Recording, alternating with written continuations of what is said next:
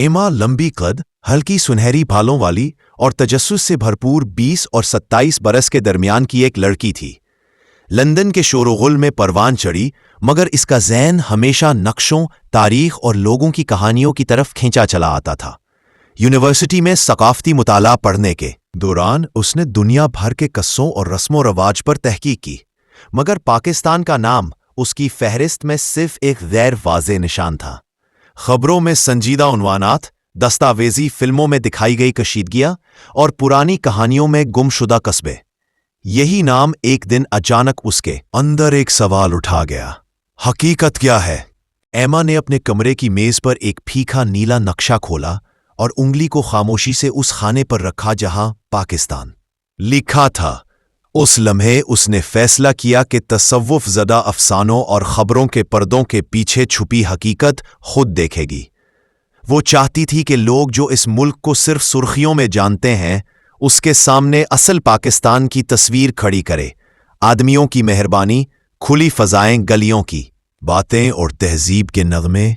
इसने वीज़ा दरख्वास्त जमा करवाई, टिकट बुक करवाया और अपने चंद खत ओ खाल वाले सामान में वही चीजें रखे जो किसी भी मुहिमजो के बैग में होती है। एक नोटबुक, एक कैमरा, यूनिवर्सिटी के नोट्स और वो चंद पोशाकें जो उसे मुख्तलिफ मौसमों के लिए दरकार थीं। एमा ने अपने वालदैन और दोस्तों को बताया तो पहले उन्हें झटका हुआ, पाकिस्तान वो तो खतरनाक है। लेकिन एमा के अंदर एक ठोस अज़्म था। इसने कहा, मैं अपने आंखों से देखकर समझूंगी। फ्लाइट के दिन लंदन का मौसम थमा हुआ था, मगर एमा के सीने में एक किस्म की गर्मजोशी थी। जब जहाज ऊपर उठा और बादलों के ऊपर से नीचे की दुनिया छोटी होती गई, तो उसने सोचा कि इस सफर में वो सिर्फ एक मुल्क नहीं, बल्कि एक शऊर, एक तारीख और एक नए अंदाज जिंदगी के दरवाजे खोलने जा रही है।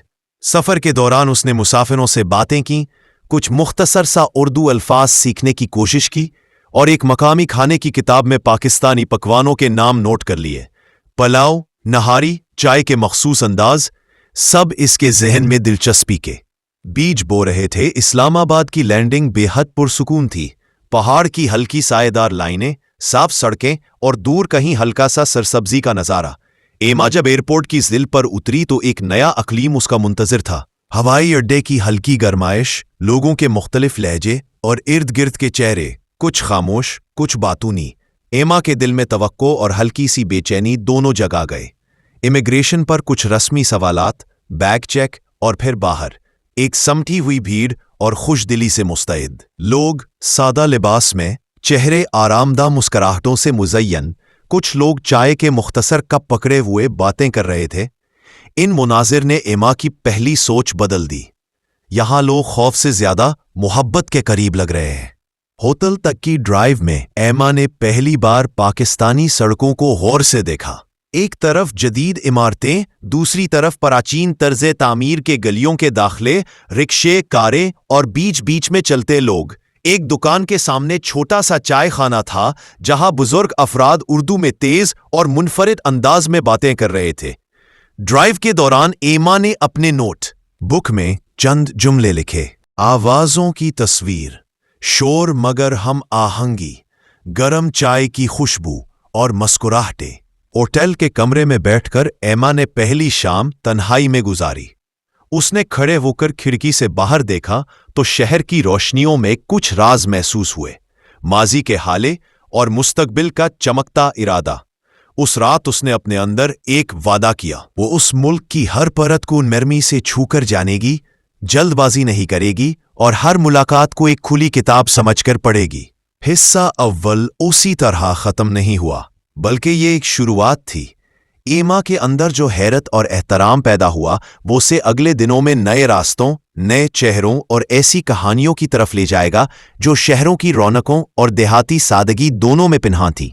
अगला कदम था एक मआमी मशवरती कंपनी से मिलने का, और इसी मुलाकात में उसकी जिंदगी के नए मोड़ की पहली झलक नजर आने वाली थी।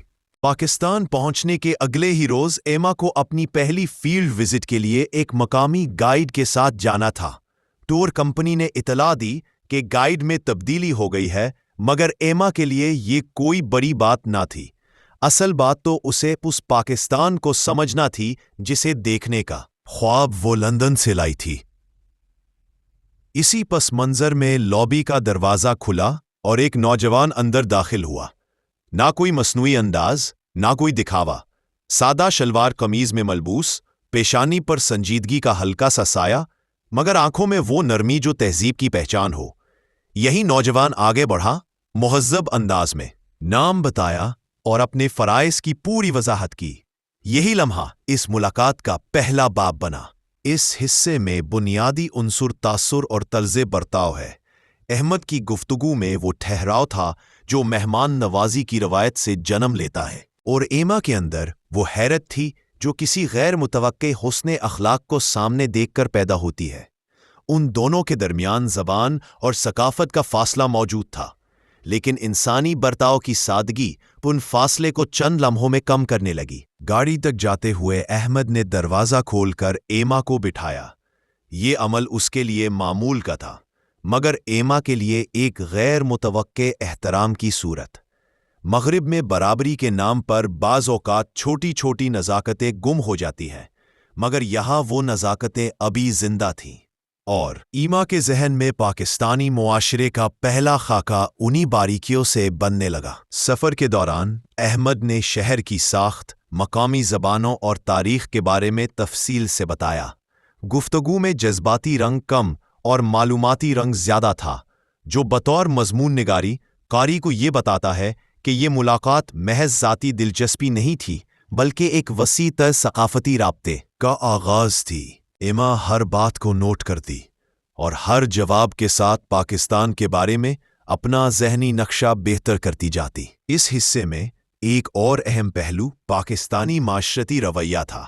راستے میں احمد نے چائے کے ایک چھوٹے کھوکھے پر رک کر ایما کو اصل پاکستانی چائے سے متعارف کرایا۔ یہاں اس نے پہلی بار وہ معاشرتی حقیقت جانی کہ پاکستانی صرف خوشی نہیں بانٹتے، مہمان نوازی کو اپنی اخلاقی ذمہ داری سمجھتے ہیں۔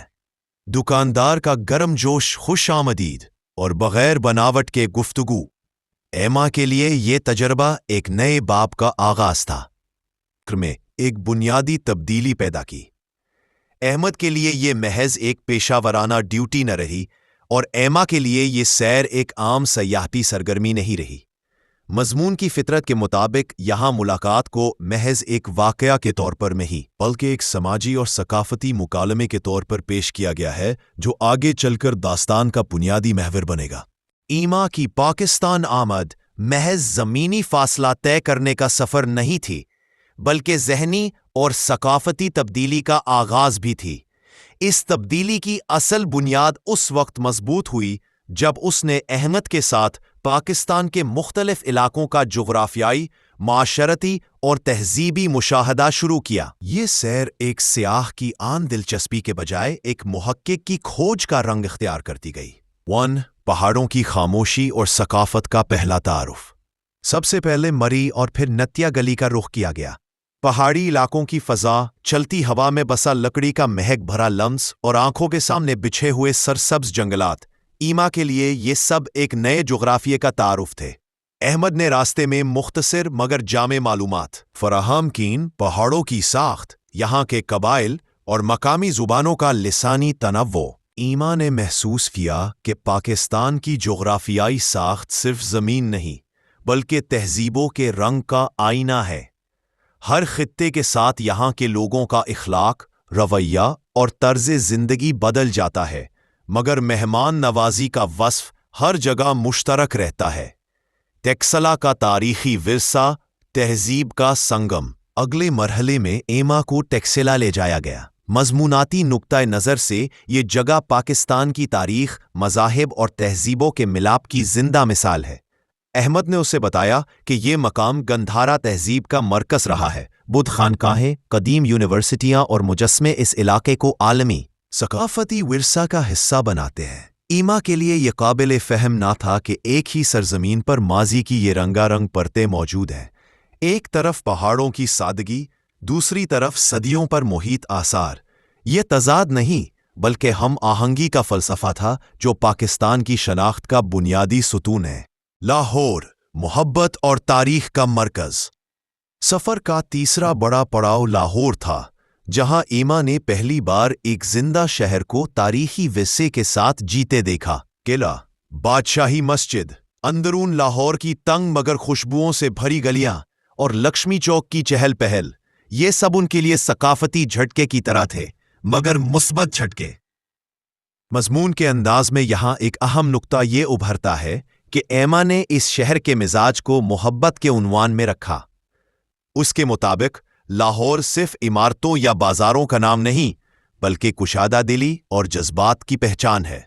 वो देख रही थी कि लोग उसे देखकर मुस्कुराते, सलाम करते और एहतराम के साथ रास्ता देते हैं। यह तर्ज बर्ताव मगरिबी मुआशरे में कमयाब है, जहां इनफरादियत इज्तिमाई तर्ज जिंदगी पर गालिब है।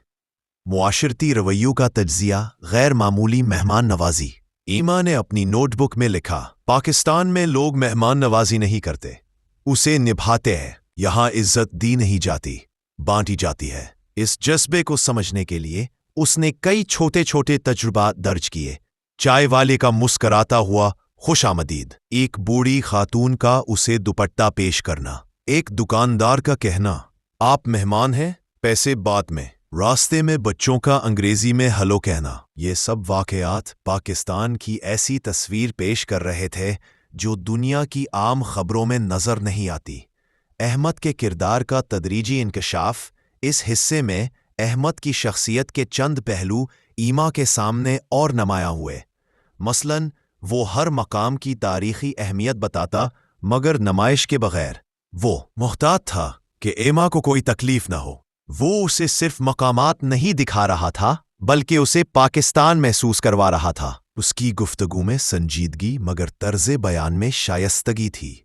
मजमून की रूह के मुताबिक अहमद को पाकिस्तान की इज्तिमाई तहजीबी कदरों का नुमाइंदा दिखाया गया है। ईमा के लिए ये फ़र्द महज गाइड नहीं रहा, बल्कि इस मुल्क के अखलाकी तशख़्ख़ुस की अमली मिसाल बनता जा रहा था। नतीजा, ज़हनी नक्शे का बदल जाना। इस हिस्से के आखिर तक एमा के अंदर वो तब्दीली पैदा हो चुकी थी जो किसी नई दुनिया के दरवाजों को खोल देती है। वो पाकिस्तान को सिर्फ एक मुल्क नहीं देख रही थी, बल्कि एक एहसास, एक रवैये और एक दिल की शक्ल में महसूस कर रही थी।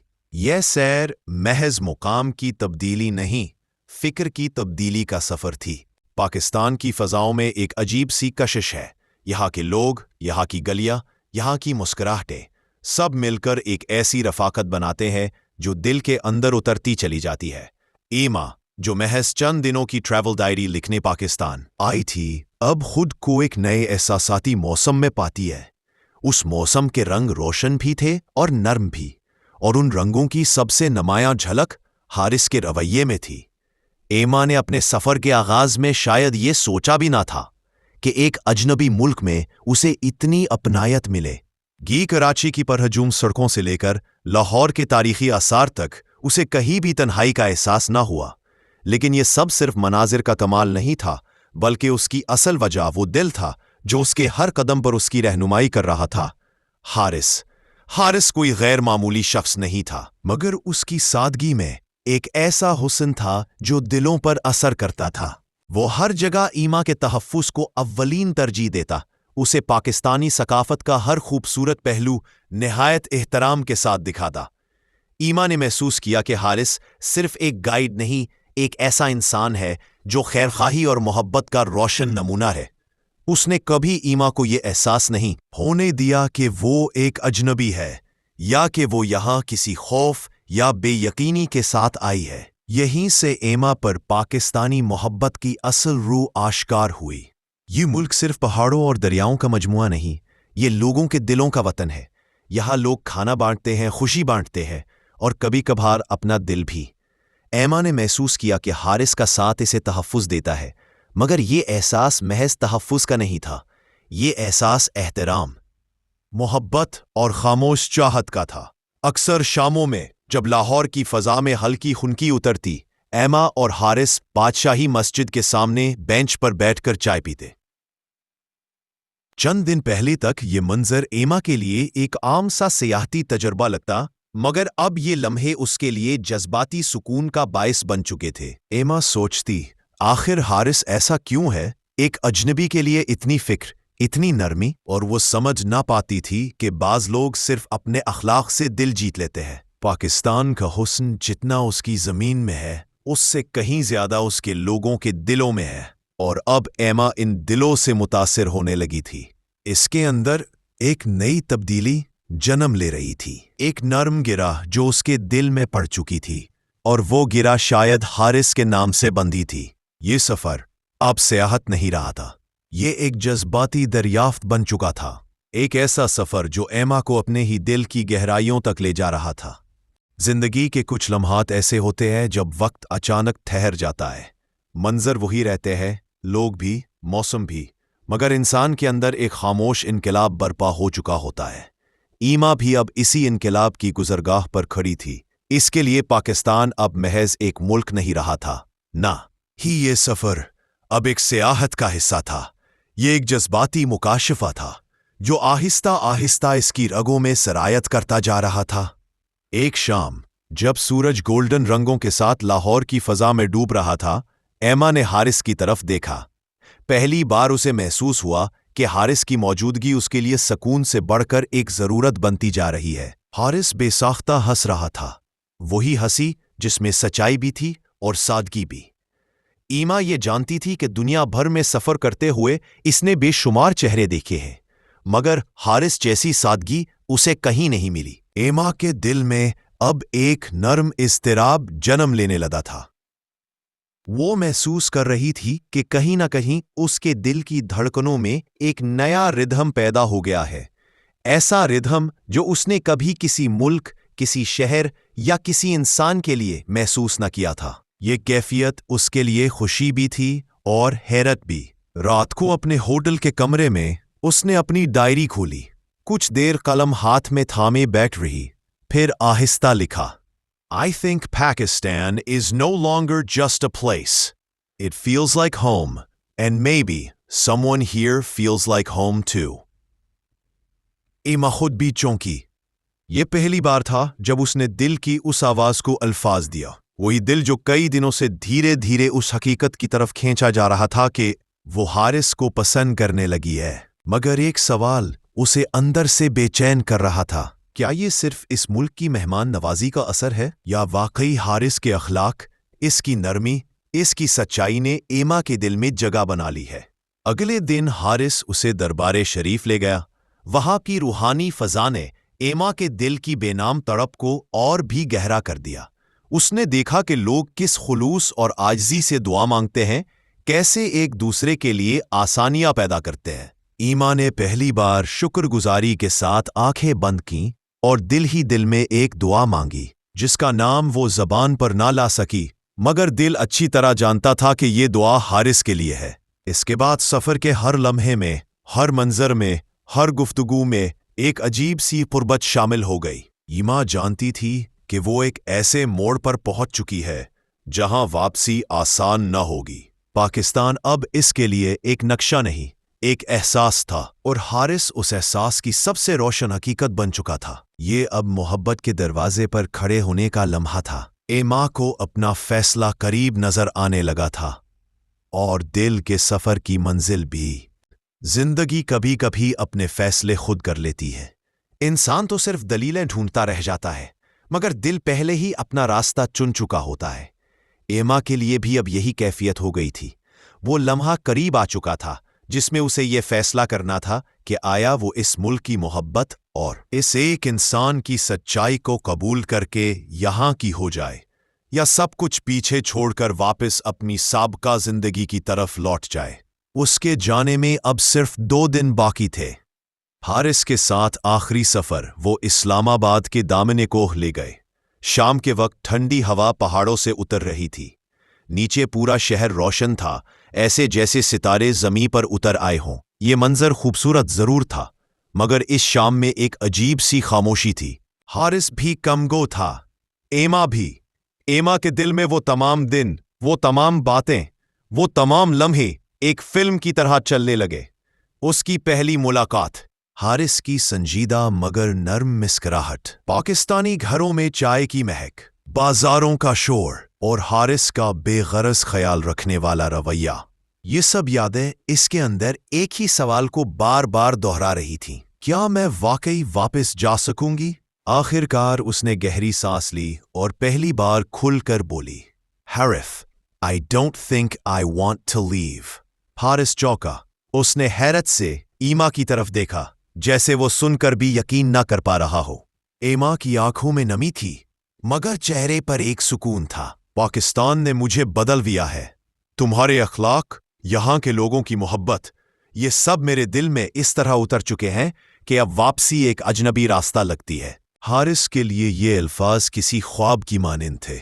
وہ بول نہ سکا، صرف سن سکتا تھا۔ ایما نے دھیرے سے کہا، I want to stay if you think I should۔ یہ جملہ صرف ایک اعتراف نہیں تھا، بلکہ اعتماد کا وہ بلند ترین مقام تھا جسے محبت کہتے ہیں۔ حارث کے لبوں پر ایک خاموش شکر گزار سی مسکراہٹ آئی۔ ایما، فیصلہ تمہارا ہے، مگر اگر تم یہاں رہو گی تو یہ ملک صرف پاکستان نہیں رہے گا، یہ تمہارا وطن بن جائے گا۔ ایما نے پہلی بار خود کو اپنے فیصلے میں مکمل طور پر مطمئن پایا۔ اگلے دن اس نے اپنا واپسی کا ٹکٹ منسوخ کر دیا، اور چند ہفتوں بعد ایما نے اسلام قبول کیا، مقامی رسومات کے مطابق سادگی سے نکاح کیا اور حارث کی ہمسفر بن گئی۔ پاکستانی محلے میں وہ ایمن کہلانے لگی، ایک انگریز لڑکی جو محبت، اخلاق اور انسانیت کے سچے جذبے میں پگھل کر پاکستان کی ہو گئی تھی۔ لوگ کہتے تھے، پاکستان آنے والی بہت سی سیاحیں واپس چلی جاتی ہے، مگر ایمن نہیں گئی، کیونکہ اسے یہاں دل ملا تھا، اور دل کا وطن چھوڑا نہیں جاتا۔ یوں ایک سفر جو چند دن کے لیے شروع ہوا تھا، زندگی بھر کی محبت پر ختم ہوا۔ یہ کہانی ختم نہیں ہوتی، بلکہ ایک نئی زندگی کی شروعات بن جاتی ہے۔